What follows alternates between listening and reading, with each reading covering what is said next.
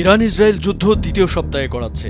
সেই সাথে এতদিন ইসরায়েলের ছায়া হয়ে থাকা যুক্তরাষ্ট্র এই যুদ্ধে সরাসরি অংশ নিয়েছে, যার ফলে এখন পর্যন্ত এই যুদ্ধ পরিস্থিতি যেদিকে গড়াচ্ছে তাতে মনে হয় এই যুদ্ধ একটি দীর্ঘস্থায়ী যুদ্ধে রূপ নেওয়ার আশঙ্কা তৈরি হয়েছে। তবে ইউরোপীয়রা আরেকটি বড় মধ্যপ্রাচ্য যুদ্ধের ঝুঁকি এড়াতে চায় বলে মনে হলেও এখন সে গুড়ে বালি, কারণ এই যুদ্ধে যুক্তরাষ্ট্রের অংশগ্রহণ পরিস্থিতিকে আরও জটিল করে তুলবে বলে মনে করছে আন্তর্জাতিক বিশ্লেষকরা, যার ফলে যে তিনটি বড় ঘটনা ঘটতে পারে বিশ্বে।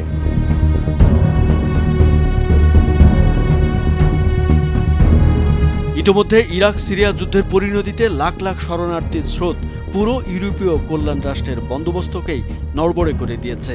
এখন এই যুদ্ধে যদি ইরানের 9 কোটি মানুষের স্রোত ইউরোপীয় রাষ্ট্রগুলোর দিকে ধাবমান হয় তাহলে একটি মারাত্মক ঝুঁকি তৈরি করবে। এমন সব কারণে ইউরোপীয়রা যুদ্ধ বন্ধে কিছু উদ্যোগ নিতেও দেখা যায়। তবে পরিস্থিতি এখন এমন হয়ে দাঁড়িয়েছে যে ইউরোপীয়দের এসব উদ্যোগ কোনো কাজে লাগবে কিনা তা নির্ভর করবে ইসরায়েল ও আমেরিকার ডিপ স্টেটের উপর। প্রশ্ন হচ্ছে, যুদ্ধটি যদি সত্যি সত্যি একটি দীর্ঘস্থায়ী যুদ্ধে রূপ নেয় সেক্ষেত্রে কি ঘটতে পারে?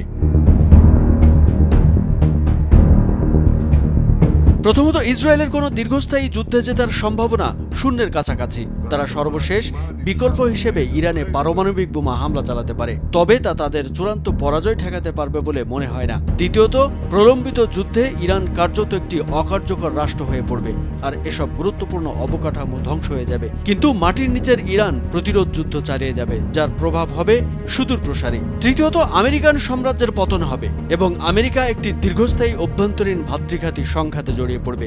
আমেরিকান জায়নবাদদের যবনিকাপাত হবে ও তাদের নূতন আশ্রয়ের সন্ধানে ছুটবে। ইসরায়েল যদি সত্যিই একটি দীর্ঘস্থায়ী যুদ্ধের দিকে যায় তাহলে তাদের এই যুদ্ধে জেতার সম্ভাবনা একেবারেই জিরো।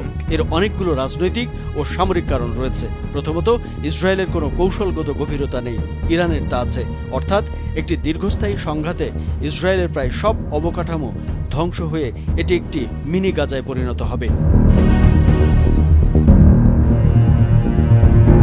অন্যদিকে ইরান ইসরায়েলের 80 গুণ বড়। এর কৌশলগত স্থাপনাগুলো সারা দেশে ছড়িয়ে ছিটিয়ে। তারা বছরের পর বছর সংঘাত চালিয়ে যেতে পারবে।